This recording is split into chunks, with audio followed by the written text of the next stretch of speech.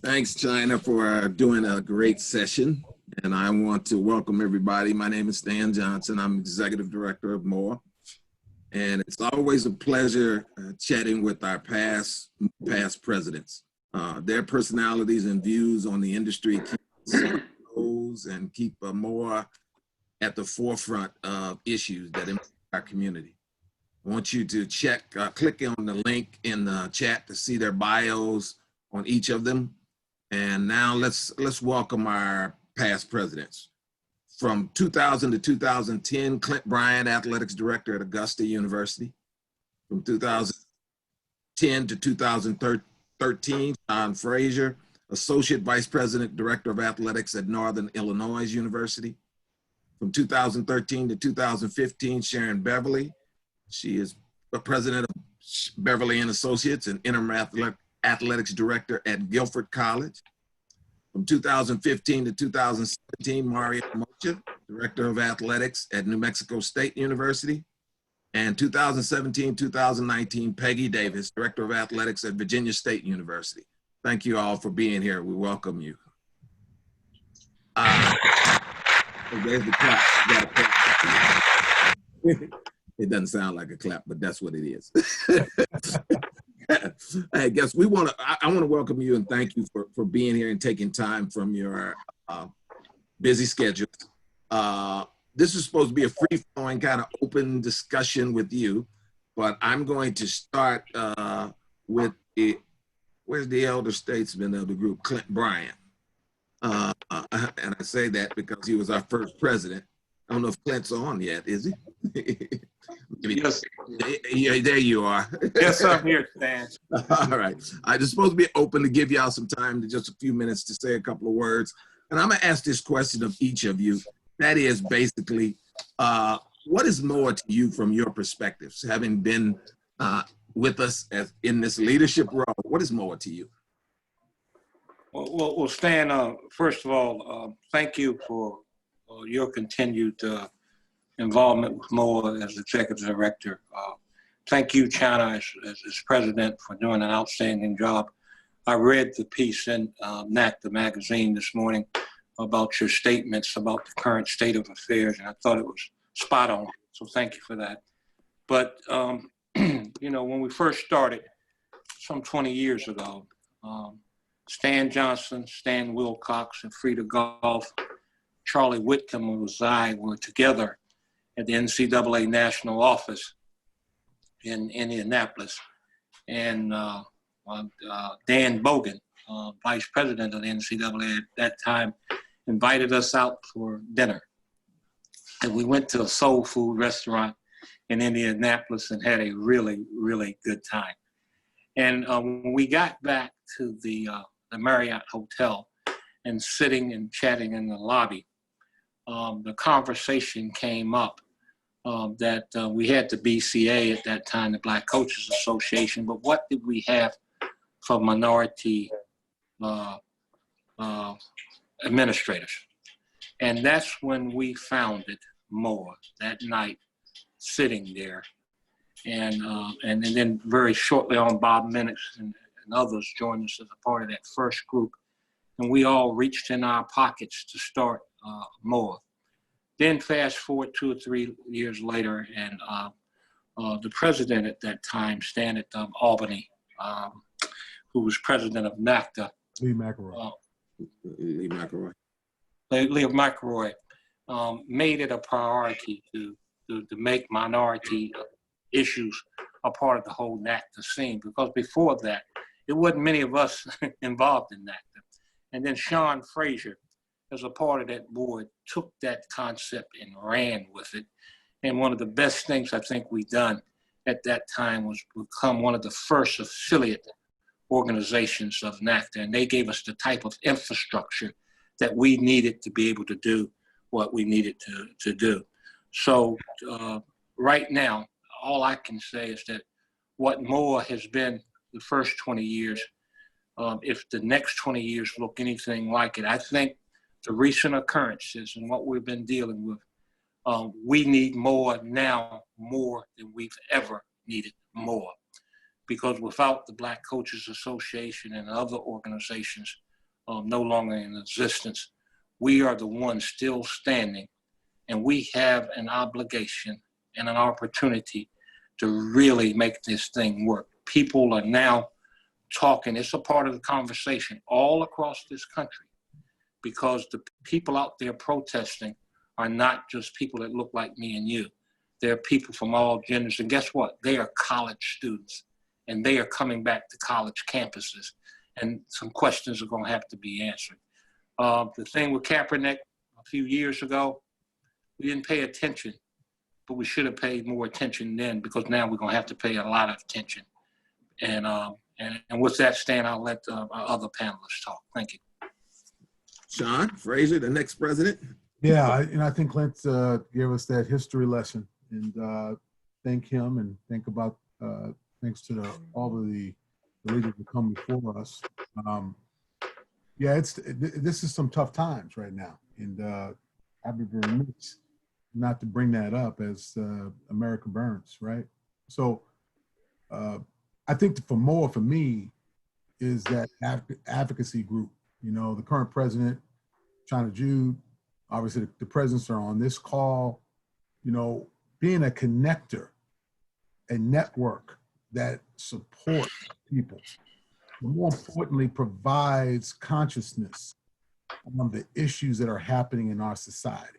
So using sport, right, as a tool of education. But I think Moaa is much more than that.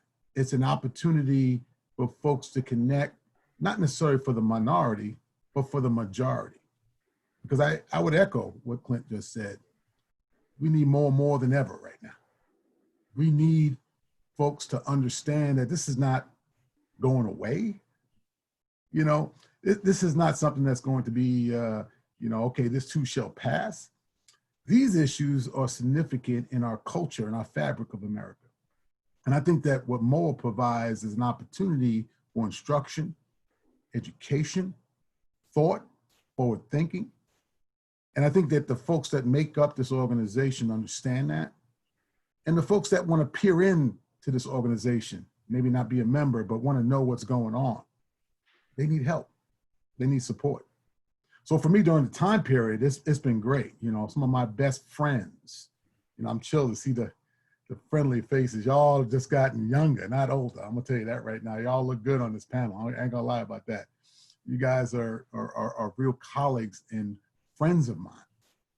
And that spirit of understanding and that friendship and that network really drives your career. These are tough times, and you do need support, and Moaa provides that support. So I'll stop there and yield to the next president. Sharon. You're on mute. You're on mute, Sharon. I'm going to apologize up front because I'm struggling with some laryngitis. I think the most important thing when I think of Moaa is what Clint said to me as I came onto the board. And that was, we are about people of color. And he stressed that before anyone else was talking about people of color. We heard a lot about Black people, white people, you name it. Clint set the tone for us as a board. And when I think of Moaa, we were being inclusive before it was the cool thing to do. Came onto a board with a woman in a leadership role, Alfreda Goff. You did not see that. We took a woman who was serving from Division III and made her a sitting president, which was me. We talked about emphasizing everyone's voice. We took our organization and expanded it so that in that message of inclusion, creating committee structure where folks would have a bigger voice, our membership would have a bigger voice. So for me, when I think of Moaa and I think of the value of Moaa, it does not just say it values inclusiveness, it puts it out there and lives inclusiveness. So I'm going to pass it on to you, Peggy, as my voice starts to crumble again on me. And you look awesome, by the way. It's good to see you. Thank you. I think it goes to Mario. Hey, Mario. So what you're saying is I was the vice president who was really under the radar. I always joke when Sharon was the president, I ensured that she would never be assassinated because they didn't want me to take over as president. But she had a nice long tenure there. But you know, my association with Moaa is now in its 13th year. And, you know, taking off on what Sharon said about the diversity within Moaa, I was just named athletic director, and I know I made a joke about this in front of him last time, but I was just named and people are congratulating me, and Sean's with his group of guys, and I didn't know him too well, and he says, "You're the new AD at Southern Illinois University." I said, "Yes, I am." He says, "Well, hey, I'm Sean Frazier, and what's your nationality?" And I said, "Okay, here we go." And that started it all, 13 years. But it has been, as Sean said, you make lifelong friends within the organization, not just in the organization of intercollegiate athletics, because still to this day, when I have an issue with international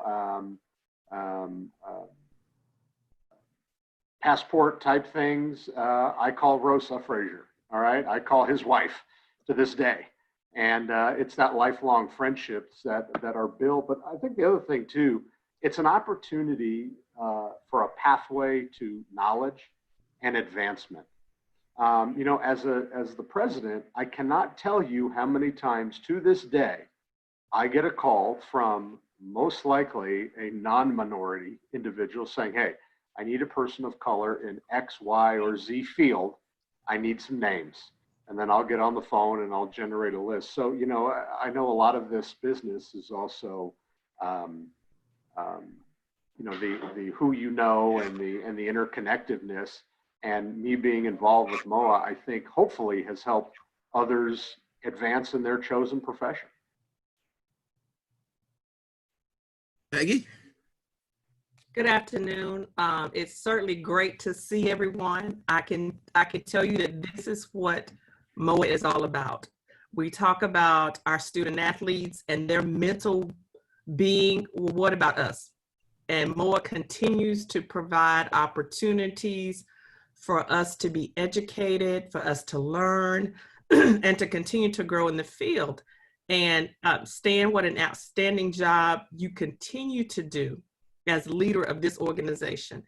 And I would be remiss if I did not thank openly my mentor who got me started with Moaa, whom I have watched very closely and from afar, Alfreda Goff, who got me involved. And I can tell you that was one of the best decisions of my professional career to get involved with Moaa. So Mrs. Goff, thank you for continuing to lead me and to guide me. And you know, this climate today has certainly been a testament to why Moaa is so important. Moaa continues to provide a platform for our administrators, for our student athletes. Moaa allows us to be the visual for our student athletes on what they can be. We embrace diversity. We provide that voice, the resources that we provide to the young administrators within the industry. All of that starts with Moaa. You know, when Moaa put out the report card on female administrators, brown skin administrators, that was huge because it brought a lot of recognition to the industry and to where we're needed. You know, we strengthen leaders. It's been a great growth process, and Moaa will continue to flourish because our student athletes cannot be what they do not see. And Moaa is providing that opportunity and avenue and voice to strengthen the leaders. And it's been a great blessing for me to be a part of this organization. China is doing a fantastic job. As we continue to grow, we will continue to embrace diversity and inclusion. Thank you. I'm supposed to be talking. Y'all supposed to be talking now. So I'm going to let this be open and free flowing. We can talk about what's going on today. Moaa just put out a statement, and I think that's a good place to jump off on for y'all to talk about it. Is Moaa needed in this conversation. I've never heard y'all be this quiet. Well, I'll start off. You're right. We're all dealing with backdrop stuff that's happening right now. I was talking to someone before jumping on the call here, and the consciousness of what's happening in America right now really feeds into the need for an organization like Moaa, right? Stan, you've done a phenomenal job with leading the organization, and obviously our current president, China Jude, has been very much hardworking on all of these different issues and out there beating the drum as she should be. That's my little punch to her, because she does such a fantastic job. But part of this is that, we really do need to mobilize as a group to make sure our voices are heard continuously. Because as we age and as we kind of go into a different plane of understanding, we have a lot of folks that are hurting and see these types of actions as just continuously of a lack of respect for who we are. The identification of sport, sport's such a visual component. And before this, we had the COVID-19. We're still involved with the COVID-19. And this creates a polarization of that, hey, do we really matter? And I think Clint said it, with the whole Colin Kaepernick situation. People wanted to be dismissive about this information. They didn't want to have real consciousness. They wanted to say, that's a one-off. That's really not happening in America at all. But it is, and it's going to be. And we need a plan instead of just talking about it and putting out statements. We need an action plan that's operational in nature that the majority can hold on to so we can move forward. So I'll throw that out there, see if folks want to chime in more about that conversation. Well, I'll take that, Sean, if I can. I had reached out to Stan. I had reached out to Ed Scott, as many people around the country. And, this is all about difficult conversations, so I'll kind of go first as a non-African American. You want to make sure that the words you're speaking from the department are something that's not going to offend anybody, right? But yet be meaningful. So I had asked Stan, I had asked Ed, hey, this is the statement I was thinking. I looked at a lot of statements. I thought, and I don't know this gentleman, but the Michigan State head football coach put out an outstanding, I don't know if anybody on this Zoom is from Michigan State, but I thought he kind of hit it out of the park just by covering everything. But as Stan and I were talking yesterday, he really made the point that the Moaa statement actually outlined something to do versus, yeah, that's great. We have statements and, time passes, but, I think that's the big question. What are some things we can do? And I think also, how can we start having conversations? I just noticed in, I don't know if it's popular culture or news, but the Breakfast Club and Rush Limbaugh are talking. You know what I mean? That might be, pretty odd groups, but hey, they're talking. So, what can we do on our campus, with some action steps to accomplish something versus just making a generic statement? So I just want to say, Stan, I know maybe he didn't solely author that, but I thought it was great to have steps to do. Give credit to Rob Knox and Renee Miles and the executive committee of the board. We all looked at it and made statements, put it together.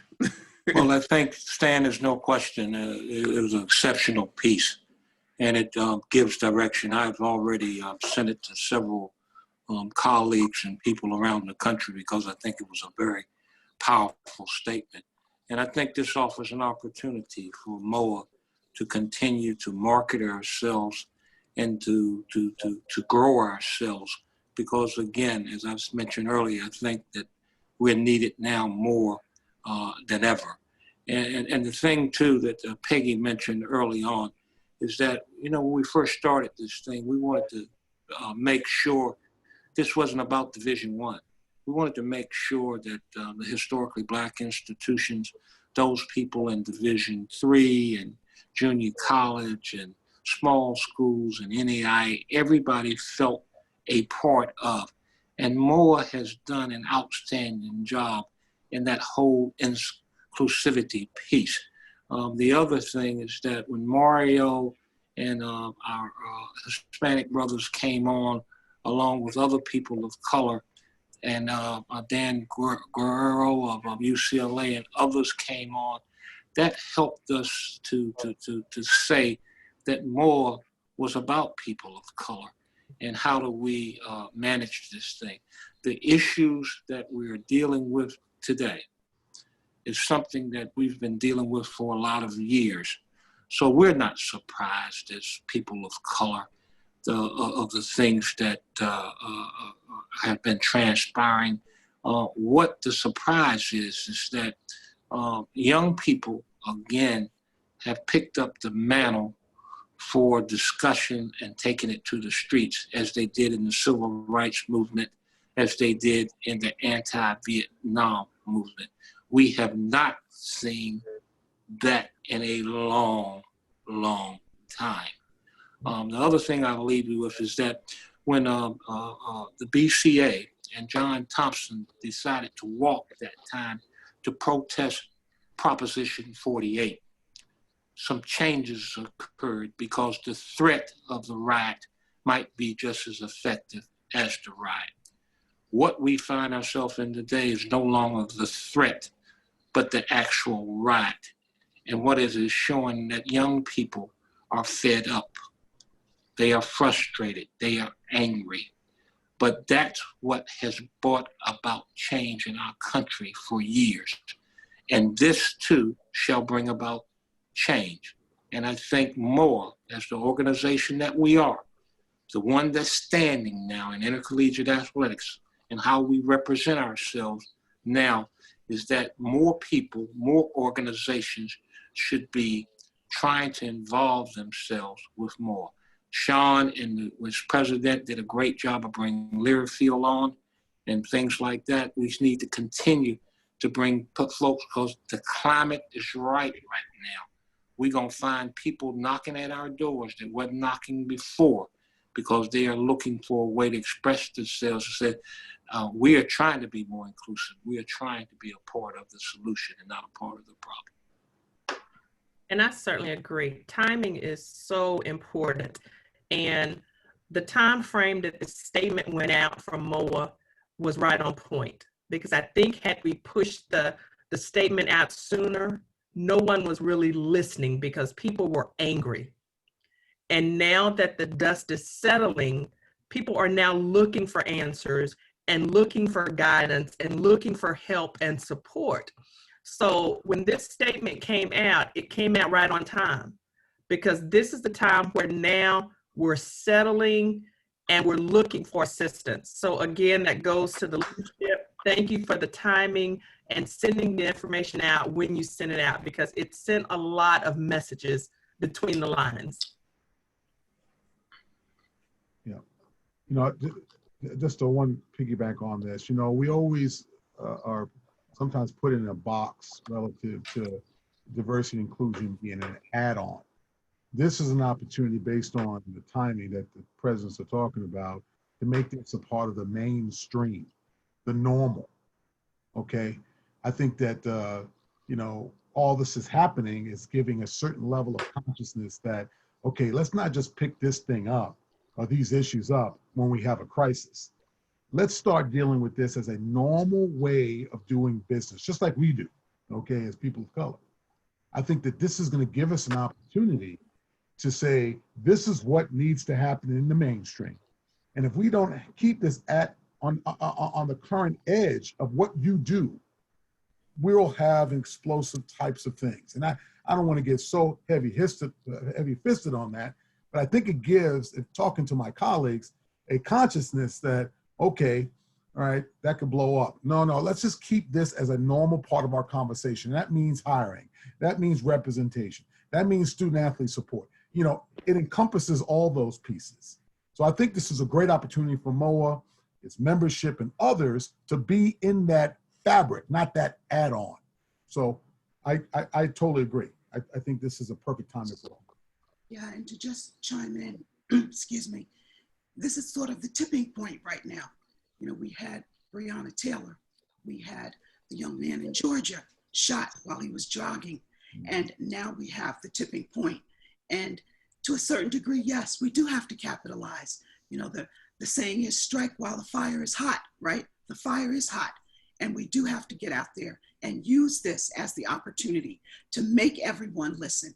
That we can, as Peggy said, and as Sean and my colleagues have said, we can make a statement and then go back to normal.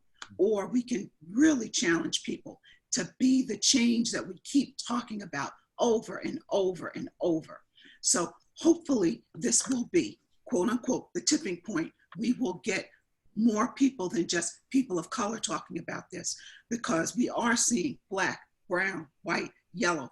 Dr. King, I'm sure, is in heaven right now doing a dance and praising and clapping, because this is what he would have wanted to see. So I do hope that we can continue to move this forward and continue to capitalize on this momentum. Sharon, you bring up a good point, and I want to throw this out to the group, because I've had a number of white individuals ask me, what can I do? And as people who want to be, Moaa has always said we're about people of color, but this organization is for everybody. We don't care whether you're white, black, brown, whatever, you can be a part of this organization. So what are some things that we need to be able to say to those individuals who want to be here, or maybe scared to be here because of the, being seen as associating there? Tell me what some things could be that we should be doing. Well, I think we do it. We do the outreach, and that's what's important. We talk about times where we walk into a room and we're the only person of color, and how do other folks interact with us? How do they make it relative for us to be a part? And I think what we do as Moaa is we do embrace everyone. So I think we need to continue that experience and that process, where we do talk about including everyone, and we make everyone feel valued and welcomed within our association. And I tell you what, Stan, I mean, just since when I started versus where it is now, our receptions look vastly different than they did now. I mean, you used to have non-people of color kind of peek in the room and say, oh, no, what's going on in there? Now it's like, oh, hey man, this is a deal. I know a bunch of people in there. So I think we've made tremendous strides. I also think Moaa is set up or teed up more relevant than ever now, when you have and I'm not just talking about athletic directors, administrators not of color, saying, hey, I want to do something. What can I do? Well, we're the organization you're going to look toward. It's not going to be NACMA. It's not going to be NAD, and not going to be CABMA. And no offense to those groups, but that's not a part of what they're doing. So I think Moaa is positioned to be as more relevant than it maybe ever has been in its history. I don't know about you guys, but over the last couple of days, I've seen more interaction among people across this country. There's not a college president in this country who has not made a statement. There's not a conference commissioners, coaches, organization. Everyone's making a statement, and I can't remember a time in the history of our country that so many people now are speaking out. And I think it's a little bit of everything. People are angry, people are a bit surprised, but people are worried. They are worried what this might mean to intercollegiate athletics, professional athletics, what this means, what's happening now. Because this has moved from being just about police brutality. I remember in New York in 1967, a young Black boy was killed from Harlem to Manhattan burned. I was a 7th or 8th grader in 1968 when Martin Luther King was killed, and what happened. And we've watched over the last couple of years that the violence in Baltimore or wherever, St. Louis or wherever was occurring. But this is something now where all of America, the entire country, from New York to Seattle, from Seattle to Miami, from Miami to LA, is being affected by what's going on. So this is going to bring about social change. And we as an organization has been about this change the whole time. And now we can say to the rest of the world, and particularly intercollegiate athletics and higher education, is that, and that's what I think was so powerful about your piece, is that you not only made a statement, but you were able to offer some solutions to how you might address and attack this. I've read a lot over the last few days, but this piece by Moore was the only piece I read where somebody said, okay, we understand your hardship, we understand your anger, we understand your frustration, but this is how you can go about making a difference. That's a heck of a platform for Moore to stand on, guys, and I'm so proud of you. And this is also going more than nationwide. We're seeing worldwide reaction to what's happening here. So that also is just very empowering. We're seeing people in London protest, people in Europe protest. It's really empowering. Stan, you asked the question, what do we do? Where do we go from here? I think we continue to push and we continue to encourage our counterparts and our presidents and CEOs to provide opportunities and access, because that's how we will continue to get the voice and get the message out, is through continued experiences and opportunities and access to our young administrators. Dan, just, the other part of this too, I get, just like, Mara had mentioned about administrators giving phone calls and, asking for lists and figuring out how things go. This is a perfect opportunity. We know the numbers, right? We know the numbers of women and ethnic racial minorities, and specifically African-American women who are just absent at the table. And we constantly talk about, you're not around the table, you're on the menu. So this is the time to get people around the table, have some conversations, talk about how we can better educate the majority, the minority, but using Moaa as a way to help many that, quite frankly, are looking around and saying, I'm just not there, and my expertise is not there in this particular area, but I need to educate myself. I need to understand what is going on. I'm afraid, I'm nervous, I'm concerned. This is an issue that is very volatile. These are all the code words, right? Moaa could help in this regard, has helped in this regard.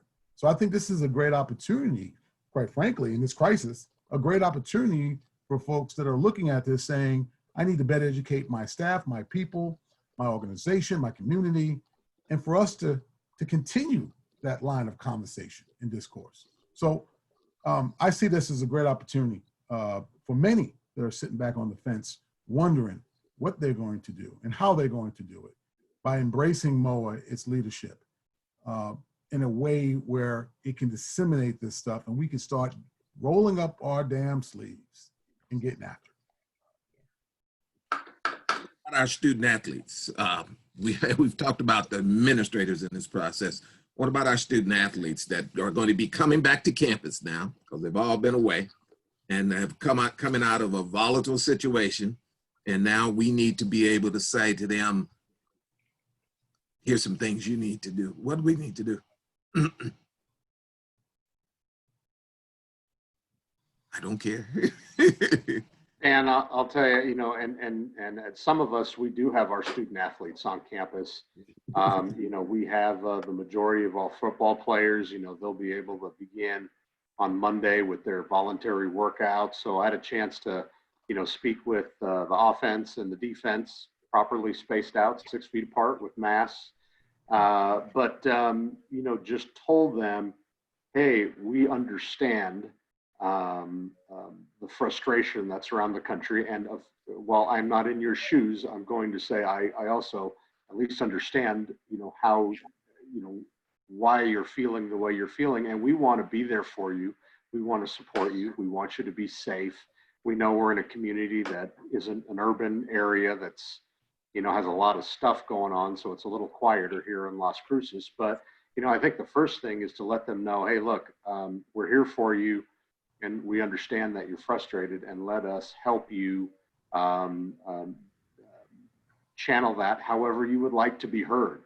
Our basketball team, they just wrote it up in CBS Sports. You know, we were the first collective team with the coaching staff to attend the a protest that was downtown yesterday. They sure didn't know there was going to be news media there, but a lot of people picked it up. So I think certainly letting our student athletes know that it is okay. But at the same time, hey, we want them to be safe. We're all, you know, whether it's COVID, whether it's being out on a regular Saturday, or whether it's a protest, we want them safe. But I think the bigger question is, and I'd love to hear from some of the other presidents, when all the other student athletes come back, the majority are not of color, you know, how do we more successfully integrate the message of moving forward and with some tangible steps? One of the things too, I think is important based on what's been said, is that there was some concern 3 years ago back when Colin first knelt. How would that affect on our campus? And it was viewed then that there would be athletes of color, African-American athletes in particular. And, you know, we all started to get some questions, not only from our administrations, but from our fundraisers and from our alumni and everybody else on how that might look. But what we have coming back to campus now is going to be a group of student athletes of all colors going to take a knee and show solidarity. I think one of the things, as you notice, we've had National Guardsmen, we've had police officers and others taking a knee and showing solidarity with these group of protesters. And so our campuses can get ready, because I think our student athletes, like our student population in general, will come back to our campuses asking questions, needing answers. And we need to be prepared in higher education to deal with that openly and honestly. And that's where it's all been. I think that's one of the things that Moaa has always stood for, is let's have some open and honest discussion. And we've been leaders in that, and providing formats during our symposium. This symposium is just like all other symposiums that we have had, where we have taken the opportunity to have open and honest conversation. I became aware of an article done by Tim Duncan, the AD at the University of New Orleans this morning, not from Tim, but from some of my white colleagues, who said it was this powerful piece that they've ever read. And so I think these are the type of things that our student athletes need to be aware of and cognizant of knowing that they're not in this struggle alone, but they're in this struggle as a total population of people. And I think we'll see more of this as this fall. I don't think it's by accident that the pandemic and all of this turmoil has happened at one time. I think it has created the perfect storm for change. And now, how do we react to that perfect storm? It's up to people like ourselves to continue to lead in whatever manner we can. And I think Moaa has shown tremendous leadership and will continue to show tremendous leadership in doing so. You know, Stan, I would like to see us talk to our student athletes about dreaming big when we talk about having a seat at the table, not just thinking about being an athletics director, which is great, but how about being the president? How about being the college president? How about being the vice president of student affairs? I want them to start to dream big, because that's going to give them the voice that can really make change. We're all talking to our presidents. We need to start thinking about being the college president. We've got a young woman, Kristen Aberay, who was an athletics director at Lawrence University and has just been appointed as the assistant to the president. She's going to be a college president eventually. And that's what we need. We need some more people moving up the ranks, thinking big, dreaming big, so that we can get the seat at the table to make change. It is going to take, and I certainly agree, it's going to take a lot of communication when our kids return. It's going to take support, and it is going to take leadership. Our student athletes are very anxious right now, and they're anxious for mentally, emotionally, and physically, not only because of the pandemic, but because of the social economic system that's going on right now. Our kids were thrust back into their situations where they may not have had access to technology. Therefore, from an academic standpoint, they're frustrated and they're upset, not because they were forced to go remotely, but because they may not have had the resources in order to continue on that successful path. So it is going to take communication. And we have to be in a position to stop, because we're all very busy. And we're going to have to be able to sit down and communicate with our student athletes and to listen to their frustration and to ensure them that we will all get through this together and that they will have opportunities to still and continue to be successful. All right, I thank you all for the conversation. I want to give us some time to take some questions from the audience. Do we have any questions from the audience now?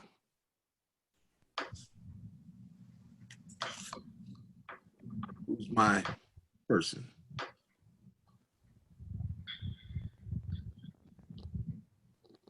All right, now. Hey, Stan, here's a question. All right, good. What strategies can we utilize to stay safe in our communities with COVID-19? That's for anyone on the panel.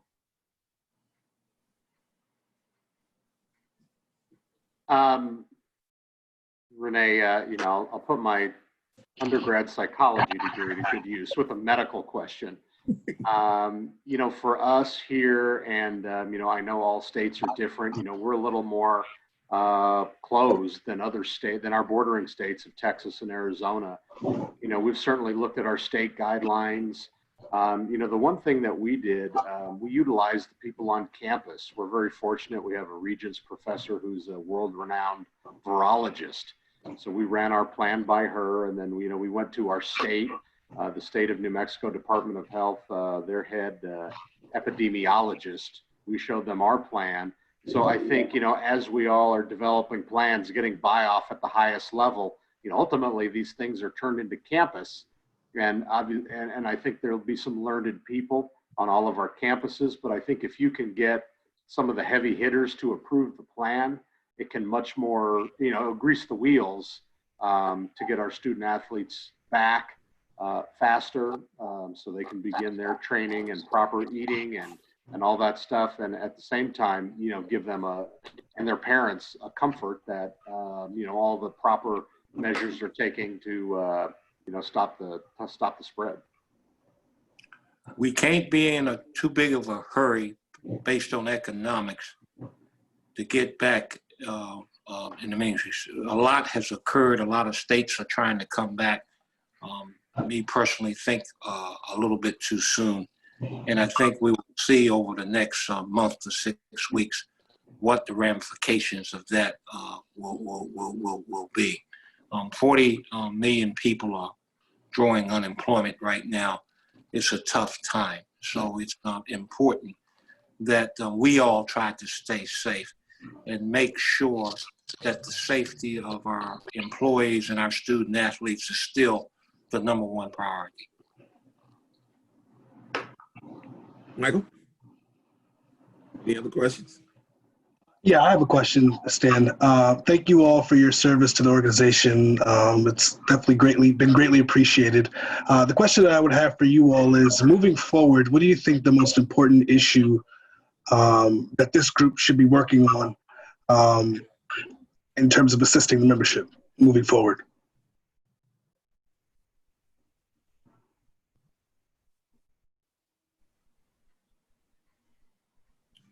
I'll try a little bit here on that. I think that, the outreach is key, right? I think that Moaa has done a great job with increasing its membership, especially during my time to where it is today. But I think the outreach, making it mainstream, I've already talked about the fact about the opportunity right now based on what's all happening in our country and in the world right now. But I think that Moaa has a lot to give. And I think it has the richness of Moaa is its experience and its network. So I think it's important now to find new ways and to continue the ways to integrate within the higher education culture, especially in athletics culture, that is a mainstay. It's not an add-on. It's not, okay, if I have enough money, I'll join.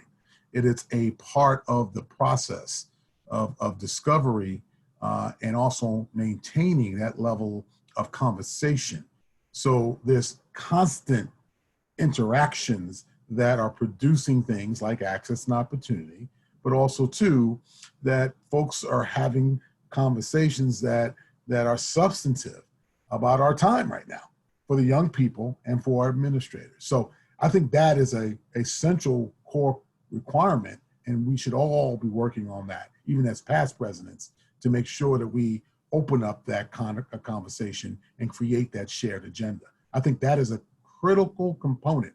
I don't believe, and I'll just say this might be sacrilegious, that the NCAA can do that. I think you need an external body with advocacy, with, quite frankly, with a certain level of respect and understanding that can go in and have conversations with people who know that you're genuine and authentic on the reasons why you want to do some of those things. And quite frankly, have the ability to move that agenda. And I think Moaa can do that based on its relationships and its leadership. You know, Michael, I think you asked that question. I'll chime in from from my chair. First of all, we've seen the membership increase tremendously over recent years. And I know with China and Ed has been a key on the membership, as well as Renee and others. So it's trending in a very positive direction. I think the big key now is, can you afford not to be a member? You know what I mean? And I'm not getting in the lane where, letting a crisis go to waste. But the reality is this: out of all the organizations that are out there, and out of all the tightening of belts on our campus, this is one thing that I believe, and it's not a sales pitch, it's a reality pitch. Can you at this moment afford not to be a member of Moaa? And I think you'll be hard pressed to find athletic directors who say, yeah, that's not a need. I think it's a need now more than ever. And it wouldn't surprise me to see membership jump up significantly, in light of recent events. And I also think that it's key. We have to have a seat at the table, at the decision-making table outside of our organization as well as within our organization. Because when we have a seat, we can certainly impact the direction of some of those that will roll down to our membership. And when we have individuals on our boards, our more boards, and participants who lead organizations and lead, such as Dina, within the Minority Opportunities Group, I think we will continue to have a voice, and it will continue to benefit our organization and our membership. And one of the things, I think recently we saw the NFL talking about addition to the Rooney Rule. I think we should continue. I think Lapchick talked about having a rule in college that was similar. I think as we look across the board and we see people of color getting more jobs and playing roles in higher education, that we can continue to build on that. I think it was Sharon who said earlier, as we push our kids to think bigger and larger than the AD, but as vice presidents and presidents and all the leadership roles that are involved in administration, that is a part of what Moaa needs to continue to do, to be an advocacy group of helping promote people of color and in the makeup or the culture of intercollegiate athletics. And I think as we see the AD now at the University of Virginia and Vanderbilt being female women of color, that has occurred on the backs of people like a Frida Goff and the Sharon Beverleys of the world that has led the way. And now we are seeing to reap the benefits. So we need to continue to just press on. That's all we can do is press on. And that's what we've done as people. We've always pressed on. Okay. Any other questions? Yes, I had a question. So I'm at Birmingham Southern in Birmingham, Alabama. And just by nature, I've always been very visible at any campus I've been on. I was able to earn a seat at the table. I've been at the table, but I'm the only person of any color at the table. And I'm trying to figure out what the best ways are to use this to push progress in the right direction instead of just reactionary, let's create all kinds of committees and panels and stuff to hit all of the topics. Like I want to use this to actually have real change that's going to affect our student athletes. It's actually going to put us in our local community.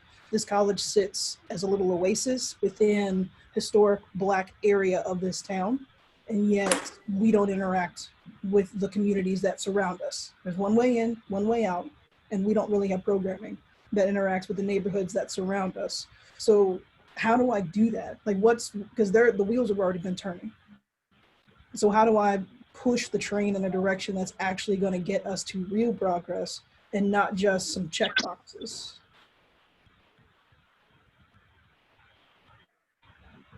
You need some help. You need some help first off. You know, I'm gonna put it out there. You know, so I am aware of your university. I went to a little school down the road from you. You gonna say Miles? No. A little further, 51 miles south of you. Ooh. Right. So at the end of the day, and my family's from Birmingham, Avenue I in Ensley, Alabama. So I know the area very well. But I will tell you this, you need to have that conversation about support and help. Being the only one, okay, you are doing things that, quite frankly, God bless you for doing it, but you're gonna have to put a comprehensive plan and have folks have accountability to that, because you will get burnt out rather quickly if you do not have that level of support. So the programming is programming. You can get people to go. You can get people to sign up, but long-term effect requires systemic change. And what you're going to have to do there is get together and put together a strategic plan specifically for diversity and inclusion. If that's the goal, to integrate community, campus, other types of services, especially for recruitment and retention of students of color, as well as faculty and staff of color. So there's a whole process there, probably longer than we have on this call. Be glad to have a conversation, as members of the panel are all experts in this area. But I think that it starts with the grassroots approach and knowing who your allies are that are probably non-minority, that can have accountability to resources and other things to make the end game being an environment that's safe and nurturing. And one of the things too, as I mentioned earlier, is that we didn't know 20 years ago, coming back from that dinner in Indianapolis, that Moaa would become. We had some idea. We had a dream, so to speak, that Moaa would become what Moaa has become. And it starts one individual, you know, the march of 1,000 miles starts at one step at a time. To eat that 2-ton elephant is one bite at a time. And so I would suggest you is to continue to take it one bite at a time and join allies and bring people in, but remain open and remain honest about your intent and where you're trying to take things. And I think that will shine through. You will find that there are more people that think like you than think against you, and you need some help. And don't be afraid to go to the authorities or those in charge and ask for that type of help and that type of assistance. Hey, Jennifer, I was just going to throw out there because I'm the least crass, the most crass president, past president. You know, can you get some? I've found with university committees, it's better to have more of me than them. You know, if there's any way that you can even get an ally to get another person of color on there, and then maybe two, you know, there's nothing wrong with packing the court if you are allowed to do that. And you know, whenever we have a 5-person committee, I love having the 3, no matter what the issue is, and somebody else having the 2. But I'm curious if you can maybe get one other person on there, and then that maybe tips the seesaw a little bit in your favor. And my advice would be for you to figure out where your passion lies. You mentioned a lot of different things that you'd like to do. If it's get involved in the local community, maybe you could start your student athletes doing some reading programs in the local community, at local schools, elementary schools that are close to you. Where does your passion lie? And then try to bring on some folks that also have that same passion, and you'll build sort of a little coalition with your group. So that would be my advice. Where's your passion lie? And then using that to be your platform. I want to keep us on time with our symposium. Let's give our past presidents another round of applause for all of their hard work and what they've been doing. I really appreciate you coming, and I want to personally thank each of you for your friendship and the leadership you have continued to provide us as an organization. You have helped us reach this milestone of 20 years. And the membership thanks you, and I thank you. Our next session will begin shortly, so stay tuned. Thank y'all for being here, and I appreciate it and look forward to, don't worry, you're not gonna get away. You know, I'm always gonna call you. So that's not a problem. Thanks. Good to see everybody. Bye-bye now. Y'all be good.